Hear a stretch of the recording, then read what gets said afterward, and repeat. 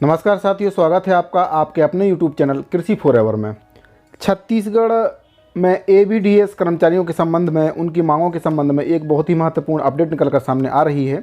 तो साथियों, वीडियो में आगे बढ़ने से पहले अगर आपने अभी तक चैनल को सब्सक्राइब नहीं किया है तो चैनल को सब्सक्राइब कर लीजिए, बेल आइकन को प्रेस कर दीजिए ताकि जो भी वीडियो मैं बनाता हूँ उसका नोटिफिकेशन सबसे पहले आपको मिल जाए। और अगर आपको वीडियो पसंद आ रहा है तो वीडियो को लाइक कर दीजिए, ज़्यादा से ज़्यादा शेयर कर दीजिए।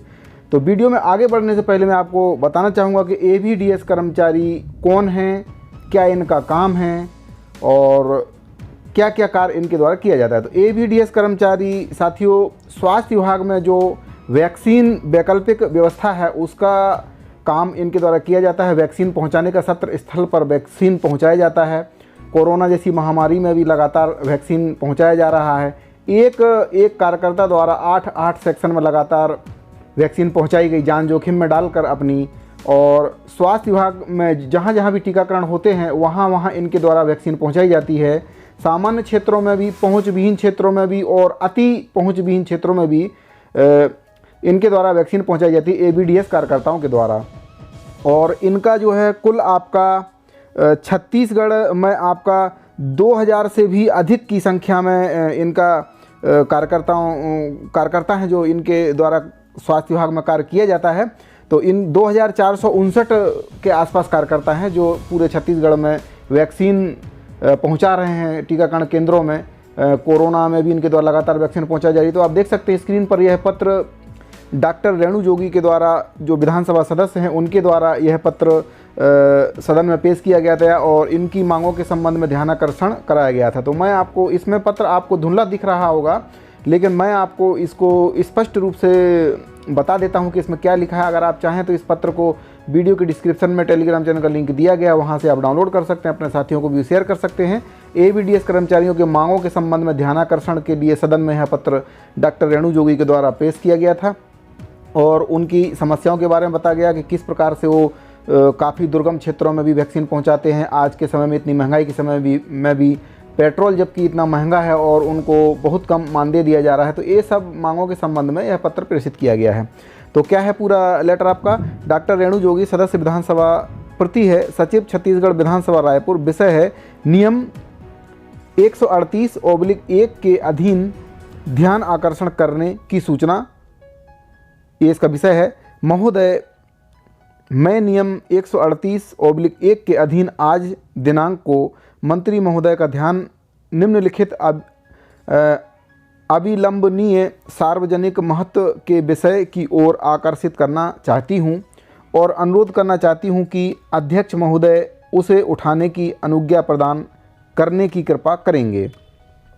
छत्तीसगढ़ में पिछले 10 वर्षों से वैकल्पिक वैक्सीन वितरण कार्यकर्ता संघ ABDS के माध्यम से दूर दराज के इलाकों तक वैक्सीन पहुंचाने का कार्य किया जा रहा है। सामान्य वैक्सीन के अलावा स्वास्थ्य विभाग द्वारा समय समय पर संचालित होने वाली योजनाओं जैसे मीजल्स, रूबेला, पल्स पोलियो अभियान, शिशु संरक्षण माह, इंद्रधनुष एवं कोविड टीकाकरण की वैक्सीन ABDS के द्वारा पहुंचाई जाती है। इस कार्य के लिए इन लोगों को सामान्य क्षेत्र में हर सत्र के लिए 90 रुपये और हाई रिस्क क्षेत्रों में हर सत्र के लिए 200 रुपये मानदेय मिलता है। ABDS को वैक्सीन पहुंचाने का कार्य सप्ताह में केवल 2 दिन, मंगलवार और शुक्रवार को ही रहता है। बाकी दिन सप्ताह के अन्य दिनों में ये लोग बेरोजगार रहते हैं। कुछ जिलों में ABDS कार्यकर्ताओं को NGO के अधीन रखा गया है, जिस वजह से NGO द्वारा ABDS को मिलने वाले मानदेय में भी कटौती कर दी जाती, जो कि बहुत ही गलत है। कोरोना काल में ABDS द्वारा टीकाकरण स्थल तक वैक्सीन पहुंचाने का कार्य बहुत ईमानदारी से निभाया गया, लेकिन इसके बावजूद भी शासन द्वारा ABDS को कोरोना से संबंधित कोई भी सुविधा एवं बचाव उपकरण नहीं दिए गए। साथियों, आप जानते हैं कोरोना कितनी भयानक महामारी है और पूरा देश इससे जूझ रहा था। और जब इसकी वैक्सीन आई तो पूरे देश में वैक्सीनेशन चालू हुआ और स्वास्थ्य कार्यकर्ताओं के अलावा सबसे महत्वपूर्ण अगर जो भूमिका रही है तो वैक्सीन पहुंचाने वाले ABDS कार्यकर्ताओं की रही है, जो अपनी जान को जोखिम में डाल के और उस वैक्सीन को उस जगह तक पहुंचाया जहां पर सत्र स्थल आयोजित हो रहा है। गांव-गांव में सत्र आयोजित किया गया, घूम घूम कर वैक्सीन लगाई गई और सभी ABDS कार्यकर्ताओं ने वैक्सीन को सत्र स्थल तक पहुंचाया अपनी जान को जोखिम में डाल के। और इसके एवज में शासन ने इनको कोई भी किसी भी प्रकार की बचाव सामग्री जैसे मास्क, सैनिटाइज़र और भी कई प्रकार के उपकरण हैं, ग्लव्स वगैरह हैं, तो ये इनको किसी प्रकार की भी इनको साधन मुहैया नहीं कराया गया, जो कि बहुत ही गलत है, क्योंकि कोरोना किसी को देखकर नहीं आता है, किसी भी व्यक्ति को कोरोना हो सकता है। और ऐसे समय में इनके द्वारा वैक्सीन पहुंचाई गई और लगातार वैक्सीन पहुंचाई गई और सरकार की योजना को सफल बनाया। कोरोना के से लड़ने के लिए जो वैक्सीनेशन चल रहा था, वैक्सीनेशन की पूरी जो योजना है उसको सफल इनके द्वारा बनाया गया, वैक्सीन पहुंचाकर और अपनी जान को जोखिम में डाल के हर समय चाहे कितना भी कोरोना क्यों ना फैला हो, इनके द्वारा वैक्सीन पहुंचाई गई।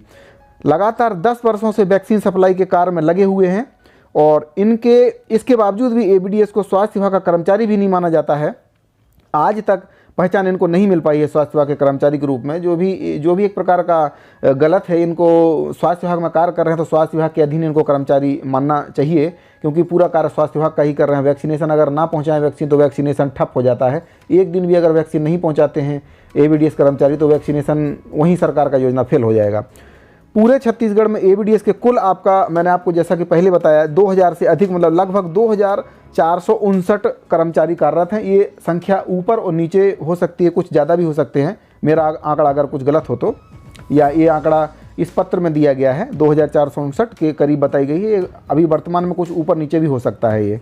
तो एबीडीएस कार्यकर्ताओं की मांग है, जिस सीएससी पीएससी में वे कार्य कर रहे हैं उन्हें पूरे महीने का कार्य दिवस में कार्य दिया जाए। वर्तमान में महंगाई दर, खास तौर पर पेट्रोल जो कि आजकल पेट्रोल बहुत महंगा हो गया है, पेट्रोल का खर्च, उसको देखते हुए सामान्य क्षेत्र में प्रत्येक सत्र का भुगतान 90 रुपये से बढ़ाकर 300 रुपये किया जाए और हाई रिस्क क्षेत्रों में भुगतान 200 रुपये से बढ़ाकर 500 रुपये किया जाए, ये इनकी मांग है। और एबीडीएस को एनजीओ के अधीन रखकर कार्य ना लिया जाए, ये भी एक प्रकार से गलत ही है। एनजीओ के माध्यम से कार्य लिया जा रहा है, एनजीओ तो अपना भी काटेगी वो, क्योंकि उनको भी फायदा होना चाहिए, जबकि काम कोई और कर रहा है और लाभ किसी और को मिल रहा है, ये सर्वथा गलत है। तो एबीडीएस के शासन द्वारा दुर्घटना बीमा का भी मांग किया गया है कि अगर जो भी एबीडीएस कार्यकर्ता है, मान के चलिए किसी का कोई दुर्घटना हो जाता है तो इसके लिए ये शासन से इन्होंने दुर्घटना बीमा का भी मांग किया गया, जो कि एक प्रकार से जायज़ है इनका। एबीडीएस कर्मियों द्वारा लगातार अपनी समस्याएं बताने के बाद भी शासन द्वारा कोई कदम नहीं उठाने पर इन लोगों में भारी रोष व्याप्त है। जनहित से जुड़ी इस गंभीर विषय पर सदन का ध्यान आकर्षित करना चाहता हूँ। ये रेणु जोगी जी जो आपकी विधानसभा की सदस्य हैं, उनके द्वारा यह मांग किया गया है।